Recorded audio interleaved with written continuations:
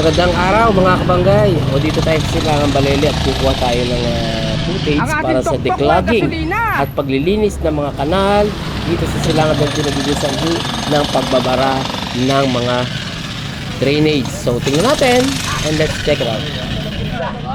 Good morning sa ating lahat mga barangay. So ito ay ating solusyon na kasi parado na.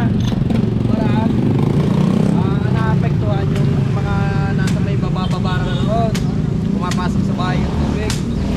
So ating bubutasin muna hanggang sa makita natin kung saan may barado, and then tatanggalan natin ang i-declog natin. Declogging. Matanggal yung mga basura. So ako ay medyo mahaba at malaki-laking trabaho, pero atin ang gagawa ng paraan para lang masolusyonan yung isang bahay doon na pinapasok ng tubig. Nandito tayo sa tapat na kay Ate Emma. Ayan, 3J's Balele Hardware and Construction Supply. Ayan, kay Ate Emma to. So dito tayo nagbubutas ng ng mga drainage dahil nagiging sanhi daw ng pagbara ng baha. So ginagawa natin ang solusyon ang lahat.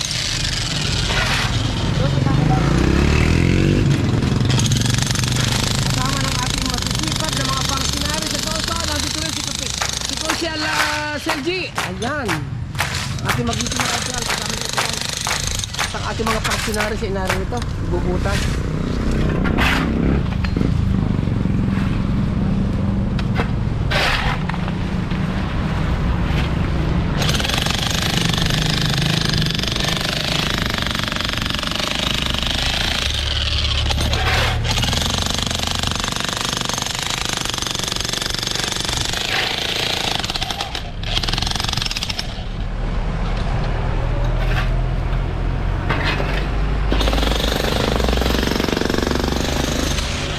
Tira nyo naman ang pasintabi sa mga kumakain. Ayan ho yung mga burak na nakabagna sa ating mga kanal.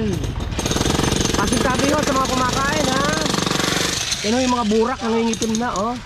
Bantakin nyo yan kung hindi natin maaalis ang mga baradong iyan sa ating mga kanal. Kaya ho nagkakabaha kahit sa Metro Manila. Pero kung mga drainage ho ay naaagapan at nalilinis ng ganyan, katulad ng ginagawa ho dito sa Barangay Balele, ay hindi ho magkakabaha. Marami na hong barangay ang binaha, pero nakakatuwa ho dito sa Balele kahit papaano ay naiibsan ho sa pamamagitan ng pagtutulong-tulong nating mga kabarangay dito sa Barangay Balele. Kaya awan ng Diyos ho, wala hong baha dito sa Balele dahil inaagapan ho ang mga drainage at inaalis ang mga burak. Ayan ho, nagigita nyo yan ang pagbaha.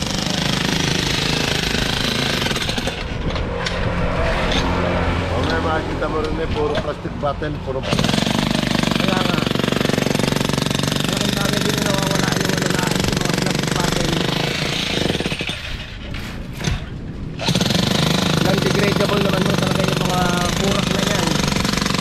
So kailangan maalis yan at mawala at para kaya hindi mo mabaha.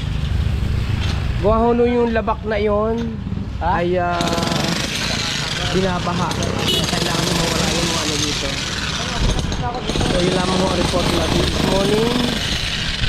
Maganda naman ho, medyo paganda na ang panahon. So see you on my next vlog again. Thanks so much for watching.